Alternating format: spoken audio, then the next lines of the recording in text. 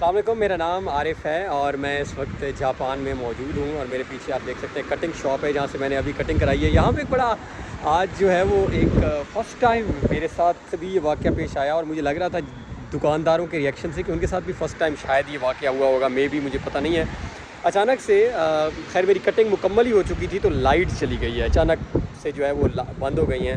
اور جو باربر تھا، جو ہیئر کٹر میری بال کٹ کر رہا تھا، اس کا ریئیکشن میں نوٹ کر رہا تھا. وہ ایک ایسا جیسے کوئی کسی نے توقع ہی ان کو نہ ہو، ایکسپیکٹ ہی نہ کیا. اور پھر ابھی تھوڑی دیر گزری تھی تو ساتھ والی شاپ والا آیا اور اس نے کہا کہ جی جاپانی میں آف کورس. تو مجھے اتنا سمجھ آ رہا تھا کہ اس نے کہا جی یہ لائٹ کیسے چلی گئی ہے. اور دے ور سرپرائزڈ، یعنی وہ پریشان تھے کہ یہ کیا ہوا ہے اچانک لائٹ کا جانا.